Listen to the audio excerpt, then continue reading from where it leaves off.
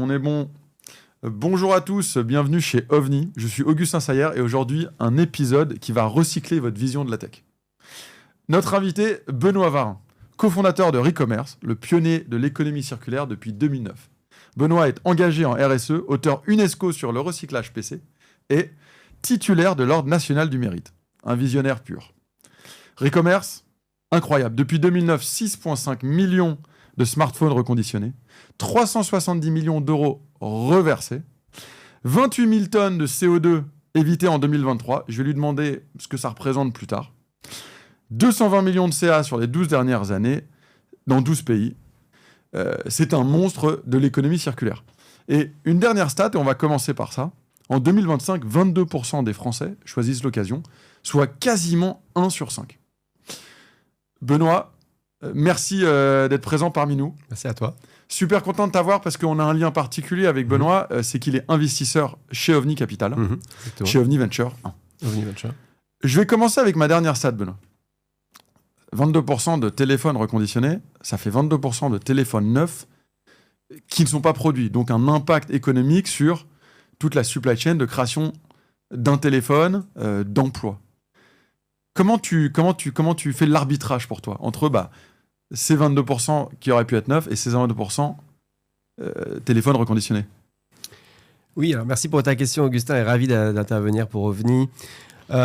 D'abord, c'est le sens de notre action. On a créé Recommerce en 2009 pour prolonger la durée de vie des équipements, pour préserver les ressources de la planète et pour donner accès au plus grand nombre à des produits de qualité, d'occasion, moins chers que le neuf. Donc c'est un rôle social, un rôle écologique et un rôle économique, puisque en fait, on va faire travailler énormément de gens en France, en Europe, qui vont racheter le produit usagé à un client particulier, à qui d'ailleurs on va reverser, comme tu l'as très justement dit, plus de 300 millions d'euros à des acteurs, à des particuliers en France et en Europe. Donc on crée du pouvoir d'achat en Europe. On va payer des vendeurs qui vont racheter les produits à leurs clients. On va payer des techniciens qui vont réparer le téléphone. On va payer des revendeurs. On va payer des marketplaces, des intermédiaires qui vont distribuer nos produits.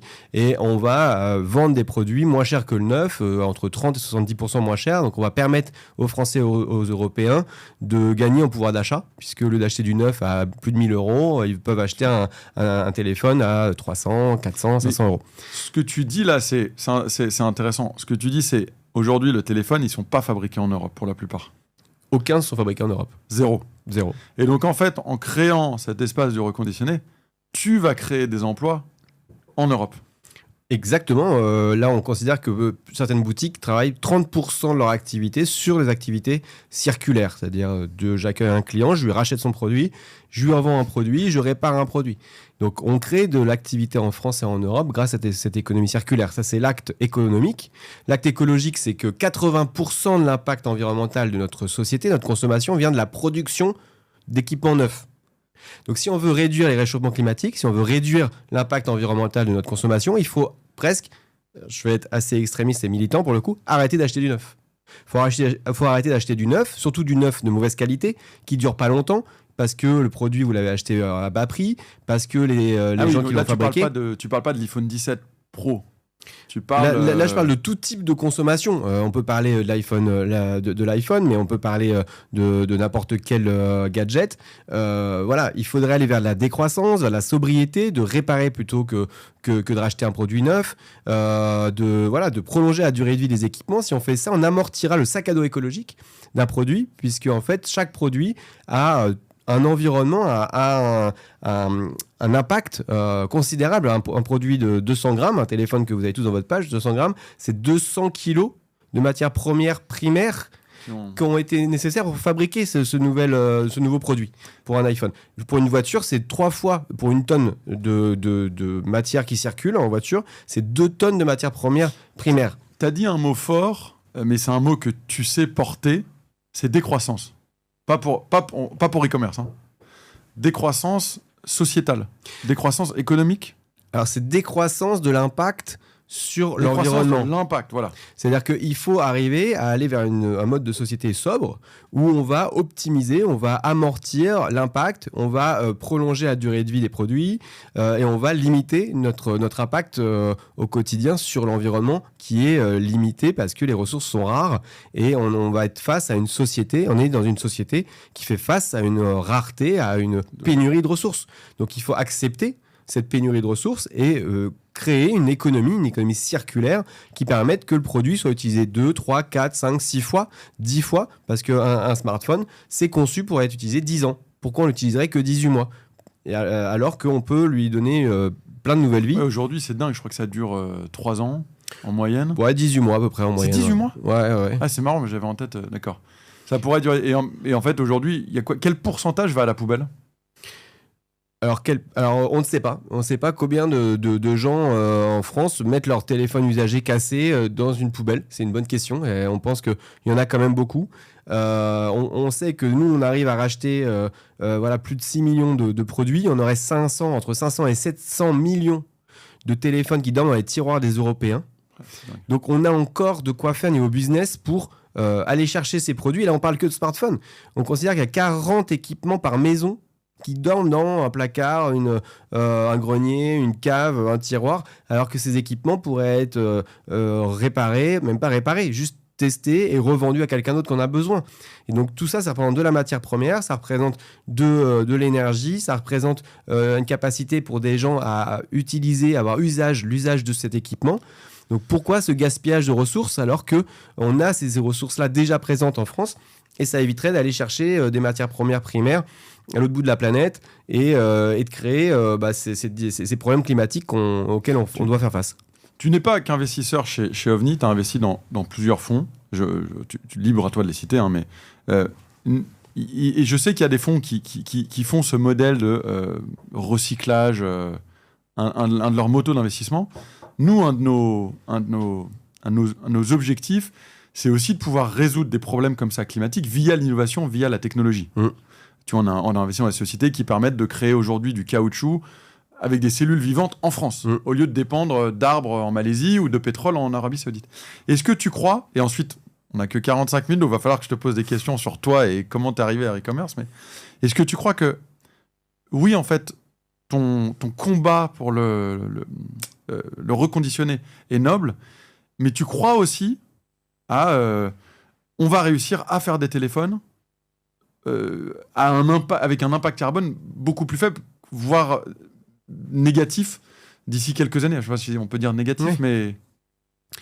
Déjà, moi, je crois qu'il faut collectivement qu'on agisse pour faire advenir des innovations, des offres, des solutions qui permettent de simplifier aux citoyens, aux consommateurs français et européens d'accéder à des produits plus vertueux. Donc ça, c'est extrêmement important que les fonds d'investissement comme OVNI, comme Asterion, dans lequel je suis aussi investisseur, mais dans d'autres fonds, on est en train d'essayer de créer un fonds qui s'appelle Rebank, le fonds du réemploi, pour aider à créer plus d'offres, parce que je suis persuadé que c'est l'offre qui va permettre aux citoyens de plus s'engager avec des actes concrets. Quelles sont les offres qui manquent concrètement? Des offres de réparation pour simplifier la réparation, des offres, on en parlait tout à l'heure, d'acheter des produits labellisés où on sait que c'est du textile qui a été bien produit, on respecte la réglementation. Actuellement, on a encore trop peu de capacité à savoir d'où viennent les produits, qui les a produits. Donc ça arrive, ça, non ? On espère via le DPP, donc la traçabilité, le passeport produit, de savoir plus en plus où le produit a été fabriqué, par qui, est-ce qu'il respecte bien la réglementation. Actuellement, sur les marketplaces en France ou les plateformes, vous pouvez acheter des produits pochettes surprise, des Temu, des Shein et autres. Vous ne savez pas dans quelles conditions ça a été produit. C'est vendu à un prix, on ne comprend même pas comment on peut acheter un objet à ce prix-là, parce que comment on paye la matière première, la personne qui a fabriqué, le transport, etc. Et donc, il y a un vrai problème de société. Donc oui, il faut penser l'impact de notre consommation, il faut le réduire, et il y a encore beaucoup d'offres à construire dans plein de domaines de la consommation courante, et c'est les entrepreneurs qui vont pouvoir optimiser, qui vont pouvoir proposer de nouvelles offres, qui vont pouvoir changer la société, ça j'en suis persuadé, et parce que collectivement on se donne les moyens d'accompagner les entrepreneurs pour pas qu'ils se cassent la figure, d'avoir un peu de moyens financiers, de trouver un modèle économique, de trouver l'innovation technologique qui fera qu'on aura des solutions beaucoup plus optimisées, beaucoup plus simples pour faire la location, pour réparer, pour acheter des produits à meilleur impact. Et ça, tu te bats pour, on va en parler. Vous l'avez compris, Benoît, c'est un entrepreneur engagé. Et alors, en fait, si on revient un peu sur la vie de Benoît, première question, sur ton parcours, est-ce que tu étais engagé avant d'être entrepreneur? Ou en fait, tu es devenu entrepreneur, puis plus tard engagé sur ces questions? Est-ce que tu peux nous parler un petit peu de tes débuts d'entrepreneur? Tu as toujours été entrepreneur? Alors, moi, j'ai vécu dans une ferme dans le pays de Caux. J'ai grandi là-bas jusqu'à mes 17 ans. Dans cette ferme, c'est une ferme qui est devenue une ferme pédagogique parce que mon père a converti cette ferme pour faire découvrir ce que c'était la culture paysanne, la culture agricole, la vie auprès des animaux, etc. Et c'est vrai que mon premier petit business, c'était je vendais des tours de poney aux gens qui venaient parce que tout le monde voulait. Et donc, je prenais 1 euro. Enfin, à l'époque, c'était 1 franc. C'est ton père qui t'a donné, tu t'es dit, OK, non, lui voulait que je fasse ça gratos, il voulait que je m'occupe des chevaux et les accueille. Et moi, j'ai fait, écoute papa, là je vais pas aller voir les copains, j'ai pas joué, c'est relou. Donc du coup je me suis mis à tester quoi. Et bon, les gens étaient contents de payer 1 franc et puis moi j'étais content. Donc ça c'est vrai que quand je réfléchis, il y a ça. J'ai beaucoup dans cette ferme il y avait beaucoup de stages, donc on apprenait les gens passionnés venaient apprendre aux autres à réparer du mobilier en bois. Ça m'avait marqué, apprendre à jouer de la guitare, etc. Donc il y avait un partage de connaissances et cette envie de partager. Tu as dit, il y avait un atelier de réparation de mobilier, ouais, il y a des menuisiers. Mais c'était précurseur à l'époque. Ça a toujours existé, hein, quand même. Le métier de l'occasion, c'est quand même le métier le plus ancien au monde. J'ai pas le droit de faire la deuxième blague, mais je la fais pas. Mais voilà.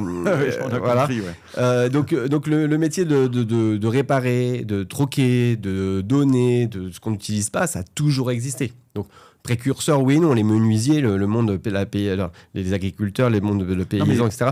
Ma grand-mère ne jetait rien. Elle récupérait tout, elle réparait. Mon grand-père, pareil. Enfin, je les ai toujours vus réparer. Donc, c'est pas non plus... Non, mais un atelier, tu sais, même aujourd'hui, j'en entends parler de ces ateliers, mais je ne sais même pas où aller.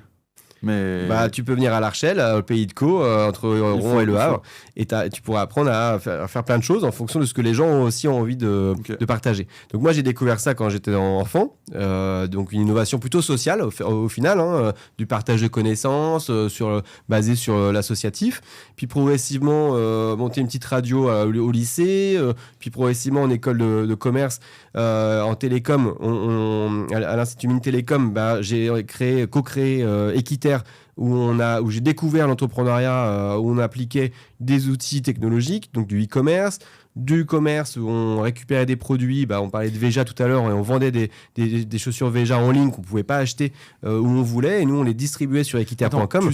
Tu sors de tes études d'ingénieur? Non, j'étais dans l'étude. On a créé Équiterre en 2000-2001 avec des autres écoles et des copains de l'école. Ouais. Tu n'avais pas suffisamment de cours? Non, il y avait plein de cours, mais on avait plein d'activités possibles à faire. Les jeudis après-midi étaient fléchés associatifs. Les soirs, on adorait passer des soirs et des nuits à coder, à développer le site web, à penser des projets. C'est toi qui as codé Équiterre? Ah non, pas moi, c'est des copains développeurs. Moi, j'ai animé, j'ai présidé l'association. Nous, on organisait des défilés de mode, on sélectionnait les produits qu'on vendait. Je coordonnais plutôt la gestion de projet. Et puis après, coordonner le fait qu'il fallait expédier les produits dans des boîtes à chaussures recyclées, les expédier à Madame Michu qui était en Corrèze, du café, une boîte de café avec un t-shirt et une basket, une paire de baskets. Bon, on découvrait un peu le e-commerce à l'époque, 2001, il n'y avait pas beaucoup d'outils, donc on le faisait un peu à notre sauce, de manière artisanale. Ça, c'est à ce moment-là que j'ai découvert la puissance de l'entrepreneuriat. Et ça, j'ai adoré. Et puis après, j'ai creusé l'entrepreneuriat dans le commerce équitable. C'est quoi la puissance de l'entrepreneuriat pour toi? La puissance de l'entrepreneuriat, c'est de faire advenir un truc qui n'aurait pu ne pas advenir. Moi, c'est une bonne... c'est philosophique, mais c'est beau, ouais. Et l'entrepreneuriat, pour moi, c'est d'avoir une intuition et d'aller jusqu'au bout parce qu'on sent que c'est juste. Et que, alors, cette justesse, ça vient d'où? Ça vient quand même d'une valeur peut-être morale, hein, quand même, selon moi, parce que y a dans le commerce équitable, c'est ça. C'est pourquoi il n'y a pas plus de lien entre un producteur et un client. C'est pas juste qu'on n'ait pas plus de connaissances de qui produit son café, qui produit son t-shirt. Pour moi, l'injustice là sur la partie téléphonie voilà, dans laquelle je suis investi depuis 20 ans, c'est pourquoi on ne donne pas plus de vie à un smartphone qui a consommé énormément de matières premières, qui sont des bijoux de technologie, et pourquoi on les rend obsolètes en quelques mois alors que ça pourrait vivre encore 10 ans. Donc c'est ce côté-là injuste, ce côté-là indigné me donne moi énormément d'énergie. C'est une source d'énergie pour moi pour entreprendre et continuer à avoir envie de se battre pour créer de nouvelles innovations, des nouvelles solutions. Tu sais, c'est un des critères en tant qu'investisseur qu'on regarde. On a plusieurs critères. Il y en a un, je suis sûr qu'il y a des périodes dans ta vie d'entrepreneur qui ont été ultra compliquées. Ah oui, il y en a eu beaucoup. Ouais. Et si t'as pas cette mission le matin pour te lever, tu te lèves pas en fait. Et ta boîte, elle plante. Et donc c'est marrant parce qu'on le ressent chez toi. On est 2002, Équiterre, ça se lance, tu comprends cette valeur de l'entrepreneuriat. Qu'est-ce qui se passe en 2003, 2004 ? C'est quoi la suite ? Je sais que 2009, c'est e-commerce. Mais... Alors là, j'ai fêté 20 ans, là il y a deux jours, les 20 ans de mon voyage en Amérique du Sud, en Équateur. On est parti un voyage initiatique pendant 4 mois avec un copain et une copine pour aller faire des audits de commerce équitable pour Alter Eco, pour Tristan Lecomte, que je salue ici, qui a créé Alter Eco, une des premières marques de vente de produits de commerce équitable. Et on était allé auditer des coopératives de café pour voir est-ce que c'était bien équitable, et aussi voir comment on pouvait utiliser nous les technos, parce qu'on était ingénieur télécom, pour aider les producteurs à vendre directement à des consommateurs, à mieux communiquer, etc. Donc on avait ces deux objectifs-là, une partie qui nous finançait un peu, c'est-à-dire l'audit était financé par Tristan, et puis la partie nous, recherche de qu'est-ce qu'on crée comme business, est-ce qu'on crée un site web où les producteurs vont directement vendre leurs produits direct, ça a été génial. Bon, après les producteurs, ils m'ont fait réaliser un truc, ça m'a changé ma vie. Donc en 2005, c'est qu'en fait la Pachamama, elle n'a pas besoin qu'on vende leurs produits agricoles, parce que quoi qu'il se passe, il y en aura besoin. Mais par contre, de recycler les équipements que la Pachamama ne sait pas gérer, ça c'était la priorité.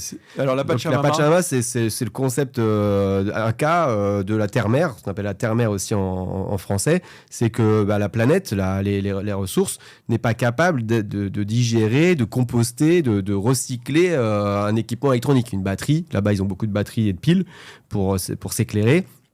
Mais il y a des équipements électroniques comme partout. Et eux, le constat d'un paysan, c'est de dire moi, si je mets ça dans la terre, ça ne va pas se décomposer. Donc toi qui es ingénieur télécom, qui nous explique que la technologie c'est génial, trouve déjà des solutions pour recycler ces piles et ces circuits électroniques. Et puis après tu reviens nous voir pour faire du commerce de café. Et nous, le café, on sait le vendre, quoi. Mais attends, et donc ce producteur de café, qu'est-ce qu'il avait comme ça en trop d'électronique ?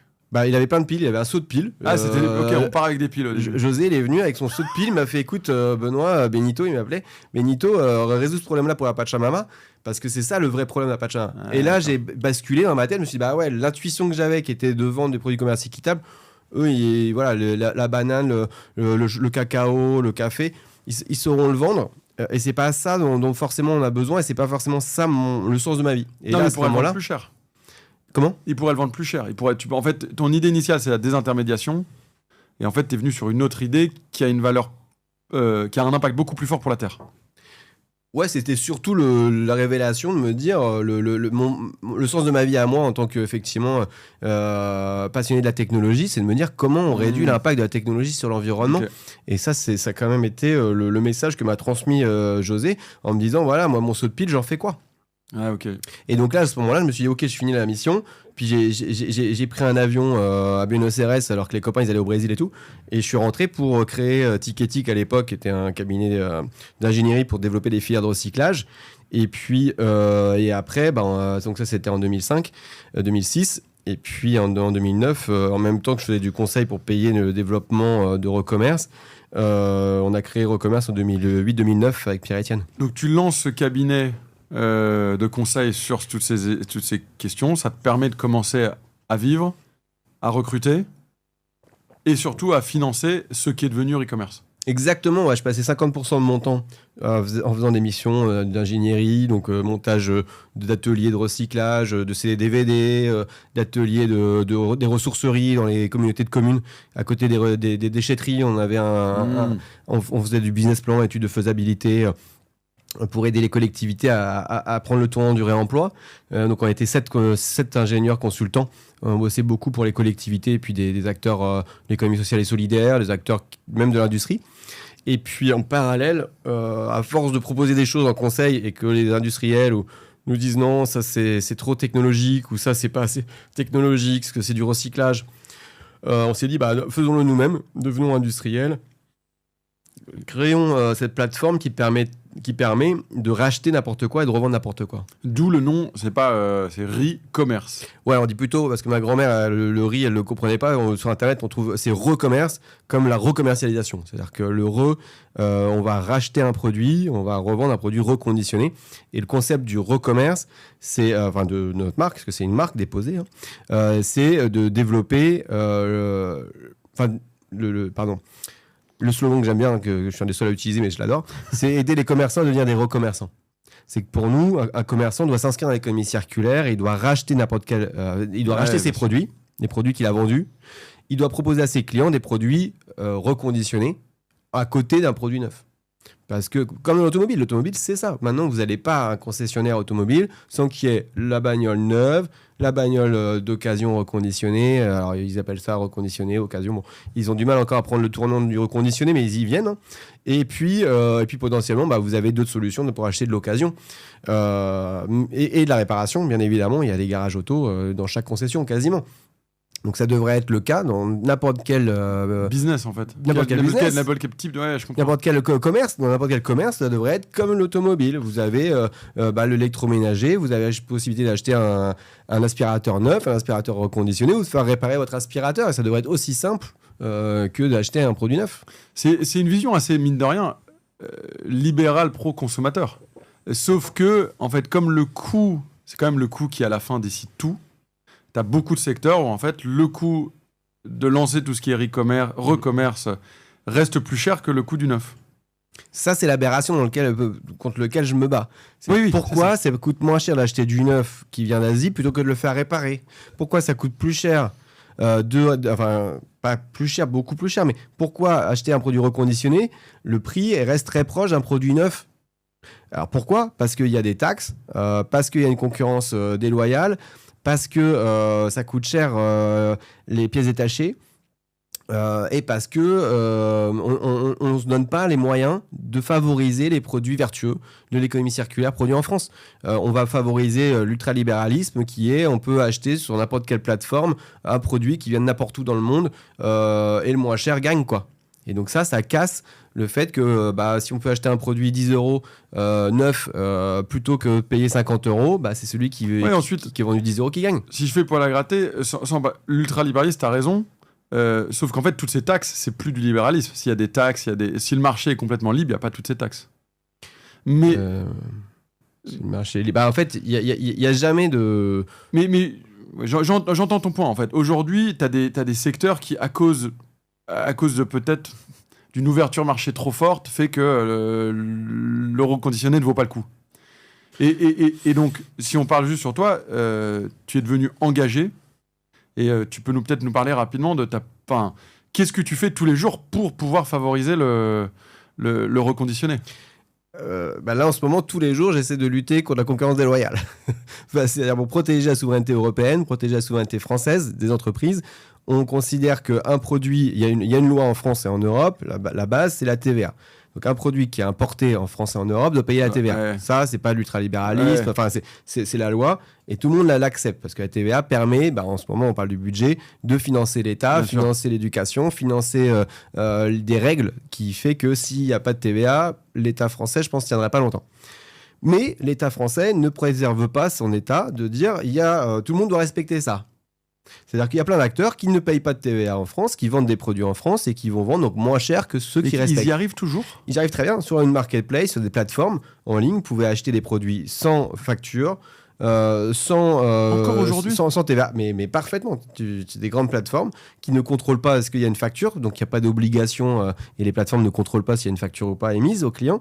Ils ne contrôlent pas si la TVA est bien déclarée et bien payée. Donc ça c'est en France, c'est le drame actuel en France. C'est pas le cas en Europe. en Europe, mais surtout en France, parce que la France aurait les moyens de contrôler beaucoup plus, et l'Europe également. Et actuellement, le contrôle de la TVA n'est pas fait. Le contrôle des éco-contributions qui s'élève jusqu'à 3 euros pour les smartphones, mais jusqu'à 10-15 euros pour l'électroménager, pareil. L'État nous dit, on ne contrôle pas, on n'a pas les moyens de contrôler, de savoir est-ce que l'éco-contribution est bien payée. Nous, on la paye, plein d'acteurs la payent vertueux, mais ceux qui la payent pas, c'est passagers clandestins, et ils ont le droit en plus à avoir la buy box parce qu'ils vont vendre leurs produits moins cher que nous. Et donc la concurrence déloyale, c'est toutes ces sociétés en fait qui sont pas basées en Europe s'ils facturent pas de TVA. Ils ont des boîtes postales, des boîtes aux lettres à Chypre, au Portugal, même à Paris.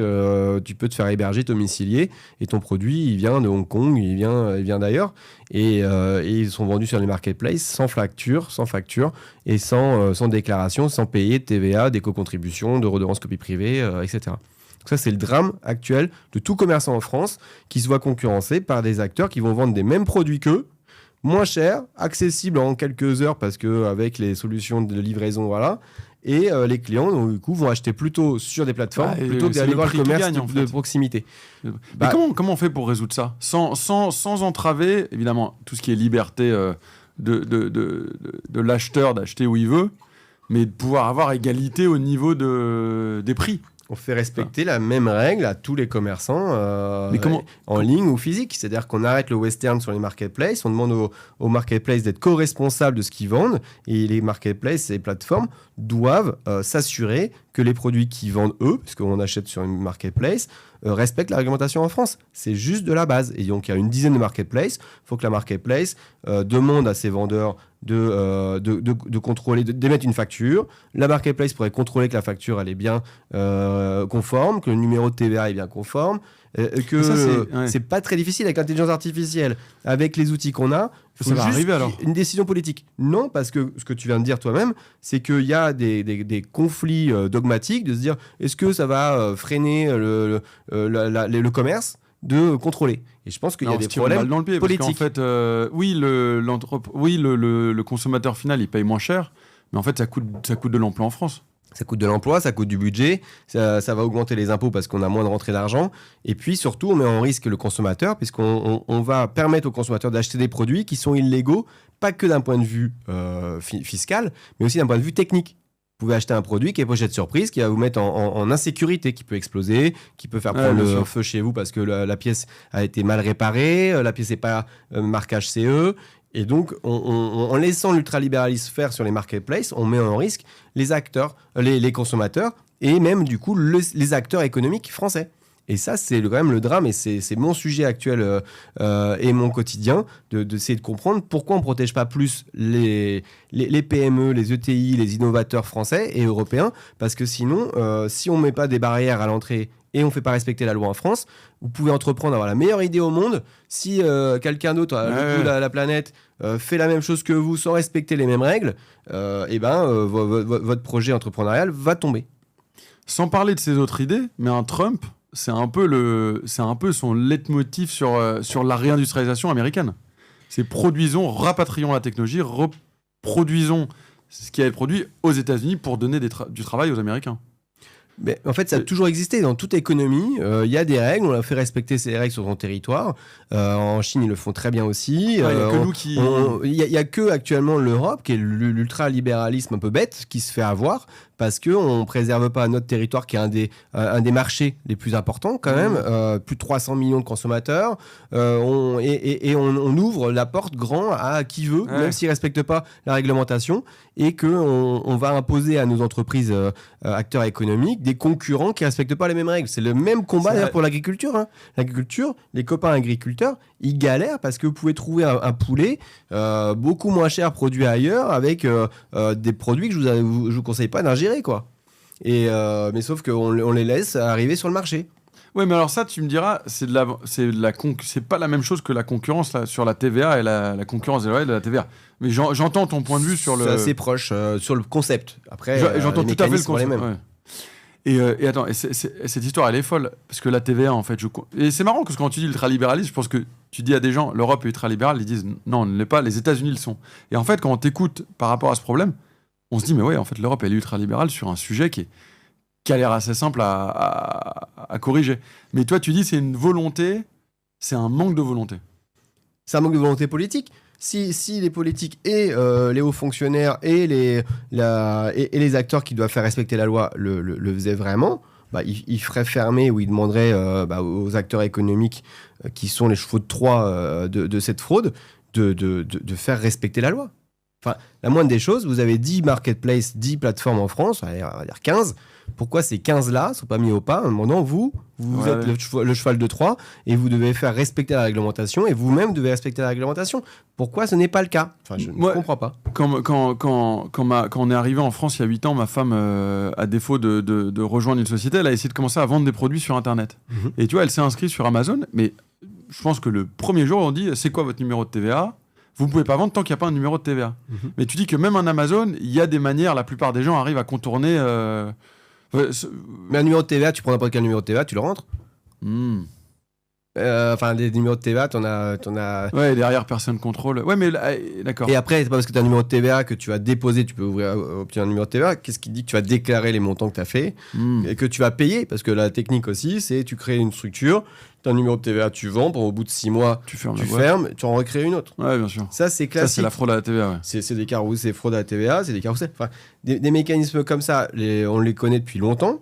Mais on ferme pas les robinets qui sont ces marketplaces qui devraient être beaucoup plus stricts sur le contrôle. Comment font les Américains? Parce que j'imagine que ça va être une source d'inspiration s'ils sont aussi bien organisés là-dessus. Là, ils augmentent les taxes douanières. Donc, pour vendre là-bas, déjà, tu as un coût d'entrée déjà clair. Donc, ils disent à tous les acteurs, vous payez déjà des droits de douane. Et si vous ne payez pas ces droits de douane-là, voilà. Si vous n'avez pas d'installation sur place, vous pouvez pas non plus vendre. Donc maintenant, il fait et ça, c'est une bonne solution. Vous demandez à chaque acteur d'avoir des salariés en Europe. Ça, c'est pas très difficile. D'avoir plus qu'une boîte aux lettres, c'est que vous avez des vrais gens qui vont répondre aux clients et qui sont physiquement sur le territoire européen ou français. S'il y a un problème, vous allez voir cette personne-là. Nous, on a 250 salariés en France et en Europe. On paye des charges, on paye ces gens-là qui sont dans le service et dans la relation avec nos clients. Pourquoi les autres, ils ont des boîtes aux lettres et ils font autant de volume que nous? Et ils sont basés en Asie. Et ça, c'est pas normal. Donc simplement, ces bons sens-là, ça a toujours existé. Quand tu es commerçant, tu as des gens qui sont physiquement, qui représentent ta marque. Et, c'est marrant, on ne vend pas du vent, quoi. Et c'est marrant parce que si tu donnes ces idées à certains économistes, ils vont dire non, mais pas du tout. Tu tues le marché libre, c'est des idées. Non, je pense pas. Et alors qu'en fait, non, ça fait du sens. Et avec l'arrivée de l'IA, je pense qu'on est aussi en train de se pré-protéger parce que l'IA va sûrement, dans sa première phase, détruire un nombre d'emplois. Je ne sais pas si tu es d'accord et si j'ai lancé une tangente, mais... L'IA, je n'ai pas encore d'analyse économique forte. Nous, ce qu'on sait, c'est que ça nous aide à être beaucoup plus performants. Ça nous aide dans la boîte à avoir des outils comme ça de diagnostic beaucoup plus rapides sur l'état du produit. Donc, on gagne du temps. Quoi qu'il se passe, c'est comme l'arrivée de Google ou même l'arrivée du téléphone. Est-ce que ça fait perdre de l'emploi d'avoir des téléphones un peu techno? Ça fait quand même gagner du temps. La performance, après, il faut l'encadrer. C'est comme tout. C'est-à-dire que tout peut être bien. Enfin, c'est Aristote qui disait ça. Hein, tout est poison, rien n'est poison. Tout dépend de la dose. Donc, comment on régule? Ouais, c'est ça. Et c'est ça la question. Toi, tu n'es pas en train de dire qu'il faut ultra réguler. C'est comment on régule. Et en fait, il y a plein de propositions dans ce que tu dis qui font sens. Tu vois, sur le nom... Enfin... Sur ces producteurs, ramener un peu de production en France, ramener des employés en France, ramener... Voilà. Et c'est marrant parce que donc, toi, tu es président de la fédération... Française du réemploi et de la réparation, exactement, rq.org. rq.org. Et en fait, tu te bats tous les jours pour des mesures qui, quand on t'écoute, c'est du bon sens, quoi. Ouais, c'est du BSP, ouais, du bon sens paysan. Donc on a créé la fédération en 2012. On était une douzaine d'entrepreneurs, enfin porteurs de projets, pas que des entrepreneurs, parce qu'il y avait des présidents d'associations qui font de la prévention dans les quartiers populaires, Pic Environnement, et des gens qui font de la location de produits en scope, etc. On était une douzaine en se disant pourquoi on ne préserve pas plus les produits et comment on fait pour prolonger la durée de vie des produits. Et surtout aussi dans cette réflexion qui était de se dire un produit usagé n'est pas un déchet. C'est con quand je prononce ça. Enfin, pardon, c'est pareil. Voilà. Mais à cette époque-là, dans la loi et dans l'interprétation de la loi, et encore maintenant, on essaie de nous faire croire qu'un produit usagé égale déchet, égale on le jette. Voilà. On le broie et on le détruit. nous, notre fonctionnement et notre vision chez Aircube, c'est de se dire ensemble, on peut défendre une vision d'une économie circulaire qui est chaque produit usagé doit passer par un acteur qui va vous dire oui, il a encore de la valeur ou non, on peut plus le réparer. Et tout déchet a de la valeur, en fait. Alors, on ne parle pas de déchets, nous, justement, même le déchet, c'est un gros mot chez nous. Donc, D'accord. Je ne ferai pas, enfin, je l'ai dit, désolé. Mais en fait, c'est un produit usagé ou une matière usagée. Mais oui, toute matière usagée, tout produit usagé a encore de la valeur. Rien ne se crée, tout se transforme. Enfin, rien ne se crée, rien ne se perd, tout se transforme. Ça, c'est la chimie, c'est la base de la science. Et donc, pourquoi on transforme un produit en de la chaleur, en enfouissement ou en incinération, et alors qu'on perd toute la capacité de la matière et du fait que l'objet peut encore resservir. Ouais, ce que tu dis aujourd'hui, c'est qu'il y a beaucoup les produits usagés aujourd'hui qui finissent à la poubelle sont valorisés en pure source d'énergie. 66% d'incinérateurs. Ça se vend en France. Donc ça fait de l'énergie, mais bon, ça fait de l'énergie qui peut être propre si tu as les bons filtres, mais en fait tu perds énormément de valeur. Parce que ces produits bien séparés, ont beaucoup plus de valeur que le mètre cube, je ne sais pas comment ça se vend, ce mètre cube de produits usagés. C'est ça. Bien sûr. En termes d'impact écologique, entre un produit qui va être réemployé, on va payer un salarié, un technicien qui va le tester, le réparer et le revendre, ou un produit qui, lui, va être mélangé dans un camion poubelle, qui va être transporté, stocké, broyé, ensuite soit incinéré, parce qu'il y a encore beaucoup d'incinération, enfoui, il y a encore beaucoup d'enfouis. Le pire, c'est l'enfouissement, parce qu'on enfouit des produits toxiques, potentiellement toxiques. Voilà. Mais l'incinération, actuellement en France, c'est pas toujours la création non plus de chaleur. Donc, c'est pas que pour. Quelquefois, c'est juste pour se débarrasser. Mais bien sûr, un incinérateur n'est pas toujours associé à un générateur d'énergie. Les meilleures et les dernières générations, oui. Mais il y a plein de problèmes, des fois, pour transformer cette chaleur en énergie. C'est une catastrophe, ça. C'est que tu brûles le truc. Le truc qui sert à rien, quoi. Ça fait de la place pour les nouveaux produits neufs. Donc quelqu'un qui défend l'économie linéaire va te dire on produit, on consomme, on jette, ça permet de laisser de la place aux nouveaux produits. Donc nous, ce qu'on dit chez Aircube, c'est qu'il faut prolonger la durée de vie des produits et de la matière. Parce que du bois, une poutre peut être réutilisée quand on démonte un bâtiment, une chaise peut être réutilisée, tout peut être réutilisé et réemployé. Et donc pourquoi on ne le fait pas plus ? Pourquoi ? Et là, nous, notre fédération appelle à 30% de taux de réemploi en 2030, ce qui est faisable. En téléphonie, on est à 25%, tu l'as dit. Dans la voiture, on est à beaucoup plus. Dans certains secteurs... les vêtements ? Non, les vêtements, c'est... Dans le vêtement, c'est encore compliqué, mais on pourrait, si on se mettait en place des vraies filières, on pourrait réutiliser la matière, on pourrait refaire de la laine avec la matière, on pourrait... Voilà. Mais actuellement, on préfère l'incinérer parce que ça coûte moins cher que de payer des gars à le faire. Mais si on mettait sur la table, et c'est l'objectif de nos assises nationales du réemploi, et j'invite tous les auditeurs de ce magnifique podcast à venir le 27 novembre 2025 à Nantes ou en visio pour participer à cette journée, pour réfléchir à ça. Comment on atteint 30% de taux de réemploi en France en 2030 ? Par filière. Les pneumatiques. C'est quoi la troisième filière là, qui est le plus réutilisée, qui est le plus reconditionné ? Donc, les trois grands secteurs, c'est le bâtiment, les maisons. Il y a quand même 3 maisons sur 4 qui sont vendues d'occasion, à peu près. Ah oui, maison. Donc là, le bâtiment. Ouais, mais on achète quand même des maisons d'occasion. Maison, en fait, la différence, c'est que la maison, c'est quasiment la valeur augmente. Enfin, a tendance à augmenter avec le temps. Tout le reste, potentiellement. La voiture, le téléphone, les habits, ça plonge. Donc, mais n'empêche que le secteur du bâtiment, c'est revendre une maison d'occasion. Les gens, voilà. L'automobile, deuxième secteur. L'automobile vend, pareil, 2 voitures sur 3, c'est une voiture d'occasion. 2 voitures d'occasion sur 3 vendues. Et après, il y a l'électronique, le smartphone. Puis après, il y a la culture, les livres, où ça, c'est assez classique, d'acheter un livre d'occasion. Et puis après, il y a aussi, dans la culture, il y a les jouets, il y a l'instrument de musique, etc. Et puis après, il y a le textile, effectivement, le textile avec surtout les applications assez innovantes, là, comme des plateformes, permettent d'accélérer l'usage, la circulation de certains produits.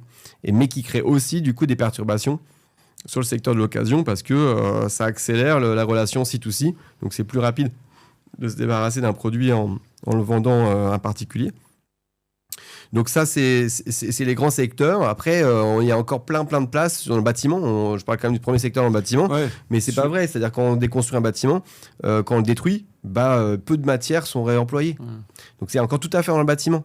Il y a plusieurs milliards d'euros de chiffre d'affaires pour les entrepreneurs qui veulent se lancer, mais c'est compliqué parce que la filière est pas mature, parce que politiquement, il y a peu de gens qui ont intérêt forcément à développer les filières de réemploi dans le bâtiment. Surtout les constructeurs de matériaux, surtout, voilà. Et donc, dans le bâtiment, il y a encore de la place. Dans l'automobile, les pneus, par exemple, on pourrait réemployer, rechapper 30%, 40% des pneus. Il y a des technologies à Béthune, une usine qui s'appelle Blackstar, qui peut rechapper les pneus et remettre de la gomme et faire que les pneus soient encore meilleure qualité d'ailleurs qu'avant. Il y a encore plein de choses à faire dans le mobilier aussi. On n'achète pas assez de mobilier réemployé, on ne répare pas assez. Enfin, et donc nous, de côté Aircube, on est persuadé que si on s'assemble entre entrepreneurs, porteurs de projets, qu'on arrive à lever les freins, on va dire des freins politiques, des freins juridiques aussi, et puis d'arriver à rendre le modèle économique viable en luttant contre les phénomènes de concurrence déloyale, en levant des barrières de protection des modèles économiques de réparation. On peut créer énormément de filières. On pense qu'on peut créer entre 100 et 700 000 emplois si on recrée des filières de réparation, des filières de troc, des filières de location de produits, au lieu d'acheter du neuf. Ton message, en fait, il est résolument économique. Tu es un patriote économique.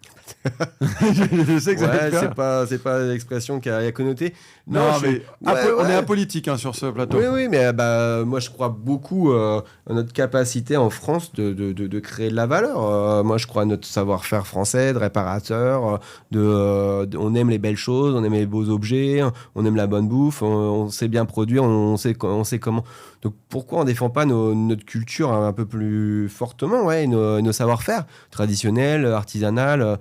Donc dans ce sens-là, oui, pourquoi on doit dépendre de l'autre bout de la planète pour bouffer, pour téléphoner, pour vivre, quoi. Moi je trouve ça dommage, et moi je crois beaucoup à la résilience et effectivement une certaine souveraineté et une autosuffisance, en fait. Il faut qu'on arrive pour être résilient, il faut qu'on ait cette conscience que les ressources sont rares, qu'à un moment ou à un autre, il y aura des crises. Il y a une crise déjà climatique, il y aura des crises énergétiques de plus en plus fortes, il y aura des lockouts, des effondrements qui vont arriver. Commençons à réfléchir à créer des écosystèmes résilients. Et ça, on en est encore très loin. Moi, mon rêve, là, ce serait de créer une boîte qui réfléchirait à créer des écosystèmes résilients. C'est résilience 2.0. Je pense que la guerre en Ukraine, en tout cas, nous a réveillés sur cette capacité ou ce devoir de pouvoir produire localement. Donc c'est marrant parce que dans ton message, j'ai l'impression que moi je vois de plus en plus d'entrepreneurs qui veulent, rapatrier la production de tout bien en Europe. Et il y a des biens que tu peux pas produire en Europe. Et donc c'est là où la technologie et l'innovation interviennent. Ouais, le problème c'est les modèles économiques. C'est que tu peux avoir envie de faire en France, mais si ton modèle économique il n'est pas viable parce que c'est 30%, c'est 150% moins cher en Asie, et ton concurrent il vend plus vite que toi tes produits à tes clients, forcément tu as déjà perdu, même si tu as les plus beaux produits, bonne qualité. Ouais. Donc le modèle économique actuel, le modèle politique actuel de protection des entrepreneurs est défaillant. C'est tout ce que je peux dire. Donc il faudrait, et la vision que j'ai, effectivement, c'est peut-être une vision politique, c'est que cette résilience doit être faite au niveau d'un territoire, ça peut être des régions, ça peut être pour moi le pays qui serait la France quand même, de défendre les entrepreneurs en France, les commerçants qui sont les premiers entrepreneurs de France, et de défendre le commerce intelligent. Benoît Varin, fondateur de Recommerce, pas e-commerce, merci de m'avoir corrigé, de Aircube. Comment tu fais pour jongler un peu toutes ces responsabilités et cet engagement fort? J'ai toujours aimé faire plein de trucs différents. Ça m'enrichit intellectuellement. Donc de rencontrer, là j'étais avec des hauts fonctionnaires de Bercy. Avant j'étais avec des clients des plateformes. Enfin, tout ça s'auto-alimente et ça me permet de rester connecté avec la vraie vie, des fonctionnements qui sont assez particuliers dans certaines sphères. Donc moi, j'ai même l'innovation de Recommerce, c'était de connecter des sphères différentes. interconnecter des sphères de réparateurs avec des clients, avec des acteurs de high-tech, des télécoms, notre plateforme. Donc, moi, créer du lien, c'est mon sens, c'est le sens de ma vie que j'adore. Je crée du lien. Après, dans l'organisation opérationnelle, je fais 3 jours du management dans mes équipes opérationnelles chez Recommerce, et puis je passe un jour dans les relations extérieures avec Aircube pour animer l'écosystème des 400 membres, créer de l'événement, créer des plaidoyers, faire que les gens se rencontrent. Et donc cette journée-là, et pour moi, ça a laissé... je dis une journée parce que j'essaie de prendre une journée pour moi aussi à côté, pour ceux qui savent faire les calculs de 5 jours à la semaine. Même si l'autre journée, en plus de mes enfants, je passe aussi un peu de temps sur ces sujets-là sociétaux et pour Aircube. Mais donc, je pense qu'il faut d'ailleurs que chacun ait conscience de ça. Chaque entrepreneur a un rôle à jouer sur sa filière et peut participer, et doit participer, même tout citoyen, à des projets plus collectifs. C'est parce qu'on est engagé dans des projets associatifs que y a des clubs de sport qui fonctionnent. D'ailleurs, simplement, je suis hyper admiratif et j'étais aussi entraîneur, coach de clubs de sport. Ça, c'est le bon exemple concret. Donc, il faudrait que chaque entrepreneur ait la même logique que dans le sport, soit adhérent d'associations et participe et soutienne une équipe, entre guillemets, pour qu'elle gagne. Même si vous n'êtes pas vous joueur sur le terrain, vous soutenez quand même l'équipe. Et ça, c'est important d'être moteur d'un projet collectif. Et moi, la fédération, je l'adore parce qu'on va soutenir un entrepreneur qui fait du recyclage, du réemploi de piles, Regenbox. Et là, on leur a prêté 4 000 €. On va sûrement investir chez eux.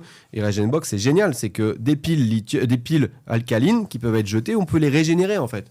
Et là, t'as appelé José. Tu l'as dit, c'est bon. Là, j'ai appelé José. Tu l'as dit, je vais lui envoyer un petit boîtier. Ouais, t'as gardé contact avec lui. Ouais. Enfin, plus lui, il est décédé, mais avec son fils, ouais. Je lui envoie un petit boîtier. On est en 2025. Quelle est ta plus grande fierté entrepreneuriale? Ou c'est peut-être familiale, c'est peut-être... c'est dur. Non, on enlève la famille, parce que ça va être... Ouais, c'est ça. Voilà, ça a été une séquence d'émotions. Même si, je suis très fier de ma fille, là, qui est en sport études danse à Brest, là, en internat et tout. Ça, c'est fort. Sinon, ma plus grande fierté, là, on était en séminaire la semaine dernière. On était 180, on est 260 salariés, 180 personnes qui sont venues sur leur temps pour venir passer une journée à discuter de l'IA, justement, de l'intelligence artificielle, pour faire la fête, pour faire du sport, pour se rencontrer, qui venaient de 12 pays différents. Et ça, d'avoir 180 personnes devant toi, réunies pour ce projet-là, de lutter contre l'obsolescence, contre le gaspillage des ressources, là, c'est vrai que j'étais fier la semaine dernière. Ouais, et j'imagine qu'au sein de Recommerce, il y a cette culture. Il y a une vraie culture où les gens croient au projet, en fait. Ensemble. Il y a une culture de la performance. On a envie d'être performant, d'être utile. Et utile pour la planète, utile pour les autres. Donc oui, il y a cette culture-là, et puis il y a la culture de bien faire les choses, de bien coder, de rendre service, que ce soit rapide, efficace. Donc on essaye, et puis de choses, de valeurs basiques, quoi, de solidaire, d'être solidaire entre nous, de faire la fête. On adore chanter, on adore danser, on adore faire du sport ensemble, on adore manger ensemble. Ça, c'est nos rituels.